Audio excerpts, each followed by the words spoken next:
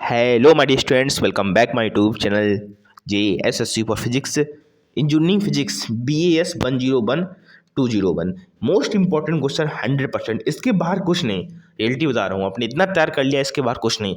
मैं section unit 2 में जाना क्वेश्चन लेकर नहीं आया हूँ। मैक्सिमम 5 क्वेश्चन लेके आया। ये नहीं मैं पूरा जितना सिलेबस आपका सारा लिख दूँ फिर आपसे कहूँ ये पढ़ लो। आप भी मुझसे कहो अरे सर आपने पूरा सिलेबस ही बता दिया, इसमें क्या तो पढ़ना ही पढ़ना था। तो मैं ये काम नहीं करता हूँ। सिर्फ इंपॉर्टेंट क्वेश्चन है उसको लेकर आया हूँ, सिर्फ 5 क्वेश्चन लेकर आया हूँ, उतना तैयार कर लेना। उसके बाहर एक क्वेश्चन भी आपका नहीं आएगा। टेस्ट के लिए आपको टेस्ट करना पड़ेगा। टेस्ट नहीं है तो मैं प्रीवियस वीडियो देख लेना भाई, जिससे मैं पहले बनाया था।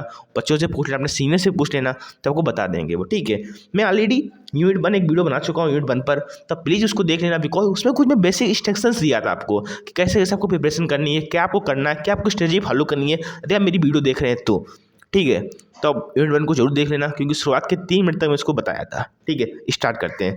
तो यूनिट 1 का मैं बनाया था, देख लेना इसको, तो आपको काफ़ी हेल्प मिलेगा इसमें। ठीक है, बात करते हैं यूनिट 2 का। देखो यूनिट 2 एक ऐसा यूनिट है जिसमें कुछ भी नया टॉपिक ऐड नहीं हुआ है।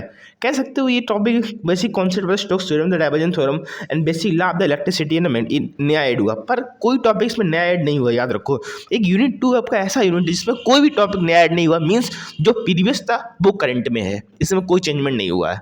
आपका यूनिट 1 में काफ़ी हो गया, आपका यूनिट 3 में भी हो गया, 4 में हो गया, 5th यूनिट तो पूरा नया ही आ गया आपका। पर यूनिट 2 में कुछ भी टॉपिक आपका नया चेंज नहीं हुआ है। अब कुछ लोग कहते हैं भाई ये नया टॉपिक ऐड हुआ, जबकि ये टॉपिक था पहले।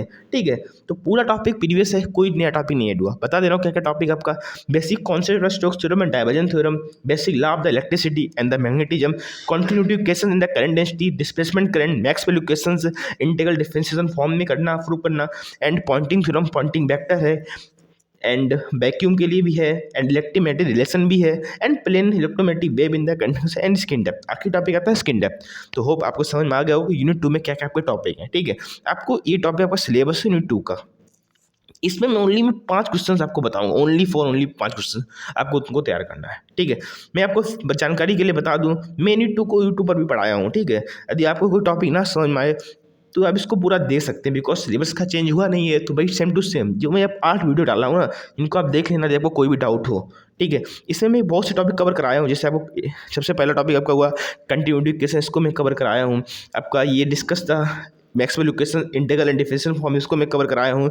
बहुत इंपॉर्टेंट टॉपिक है आपका, मोस्ट इंपॉर्टेंट टॉपिक, इसको भी मैं कवर कराया हूँ। फ्री स्पेस में आपके टर्म में पूछेगा इलेक्ट्रोमैग्नेटिक इक्वेशंस को, इसको भी मैं कवर कराया हूँ। स्किन डेप्थ का मोस्ट इंपॉर्टेंट न्यूमेरिकल भी मैं इसको कवर कराया हूँ। साथ साथ ई एंड बी में जो रिलेशन होता है इसको भी मैं कवर कराया हूँ। ठीक है, तो होप आप ये वीडियो देख लेना तो समझ में आ जाएगा। स्टार्ट करते हैं मोस्ट इंपॉर्टेंट क्वेश्चंस का। ठीक है, देखो मैं फिर से कह रहा हूँ, ट्रस्ट बनाए रखना, जितना मैं बता रहा हूँ उतना ही आएगा। एक पहला क्वेश्चन आप ये देख रहे हैं, सेकंड क्वेश्चन ये देख रहे हैं, थर्ड क्वेश्चन ये देख रहे हैं। पहले आप देखो यूनिट 2 का वेटेज कितना, पहले मैं आपको ये बता दूँ। फिर से कह रहा हूँ, मैं जो बोल रहा हूँ उसको ध्यान से सुनना, ये नहीं स्क्रीनशॉट लेके इसका मैं PDF जो टेलीग्राम में डाल देता हूँ, चिंता मत करना।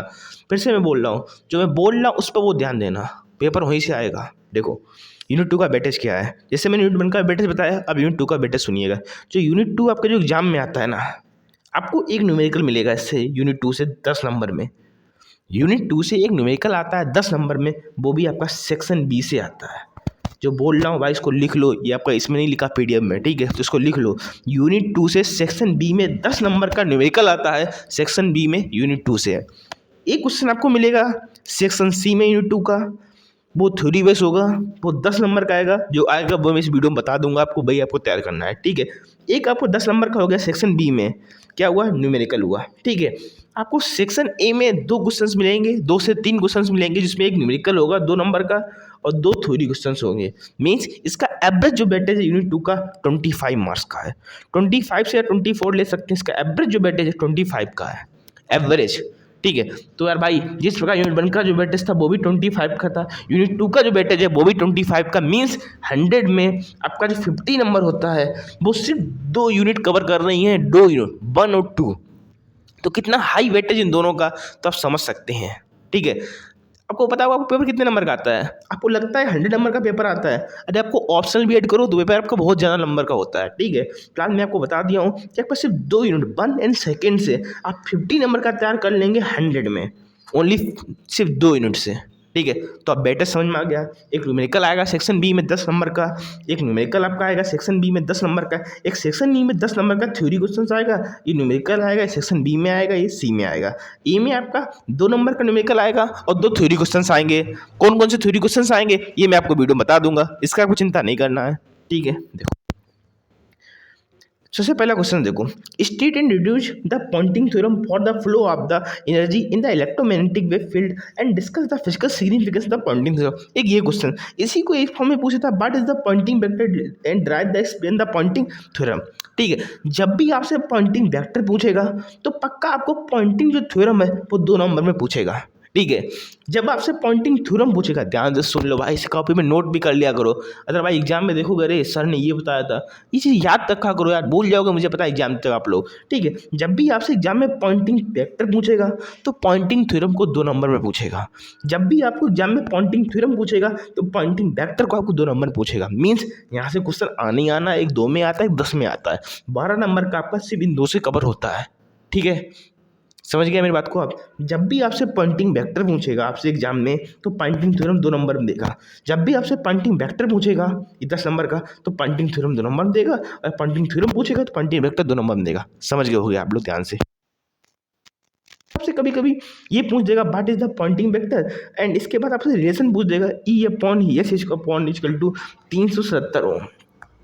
ये आपका प्रीवियस ईयर जो आपका एग्जाम हुआ था उसमें क्वेश्चन नहीं आया था, मैंने आपको बताया था यही क्वेश्चन टू कहाँ पे सेम टू सेम क्वेश्चन आपका पेपर में फंस गया था।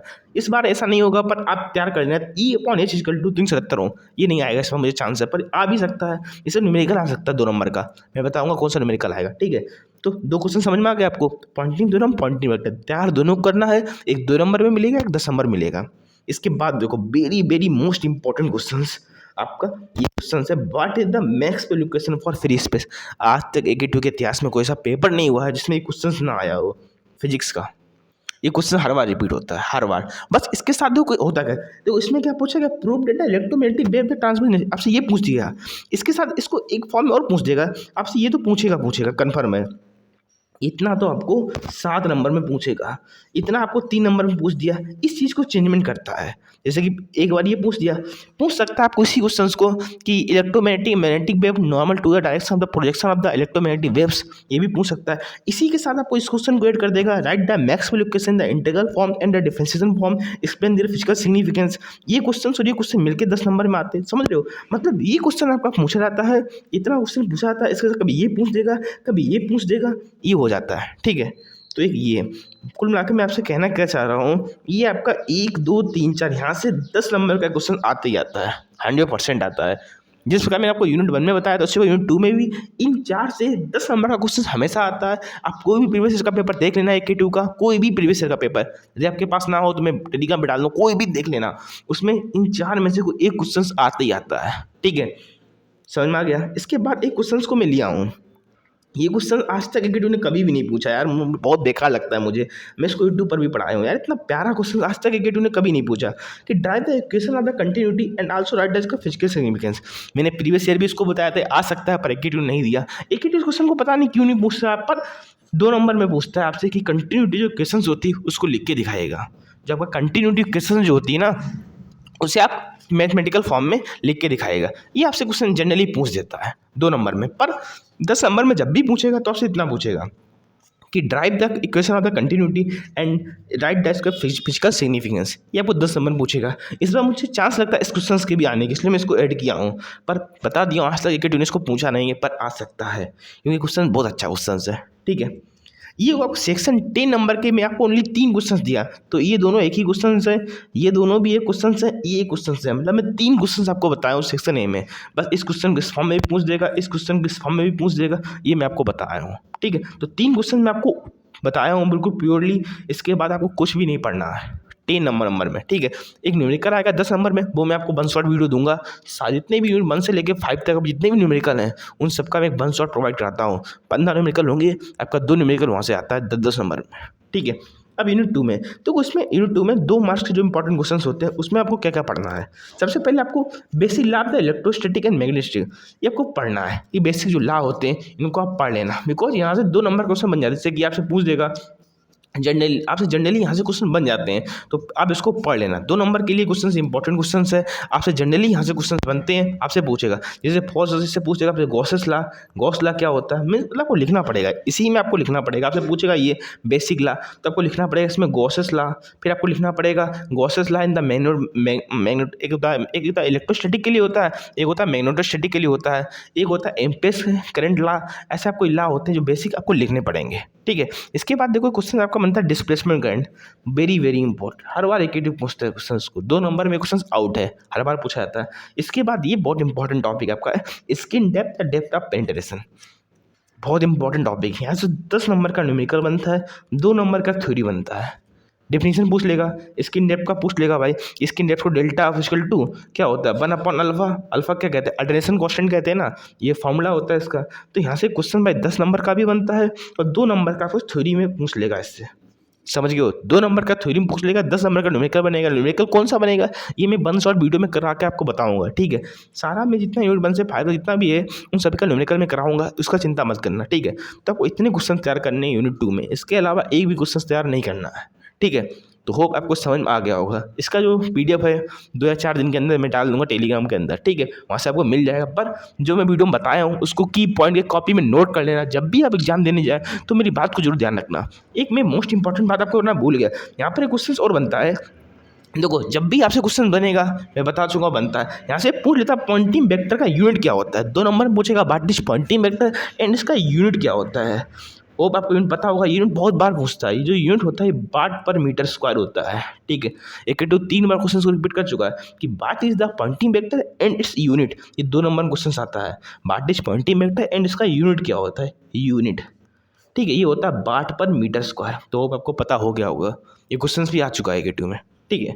तो होप आपको वीडियो अच्छी लगी तो क्या करना है, वीडियो को लाइक करना है, शेयर करना है, सब्सक्राइब करना है। और मैं पहले बता चुका हूँ जो भी आपको टॉपिक ना समझ में आए, मैं सारे वीडियो बना चुका हूँ यूट्यूब के, आप देख लेना इसमें, ठीक है। तो होप आपको वीडियो अच्छी लगा हो तो लाइक सब्सक्राइब कर देना। जय हिंद, जय भारत।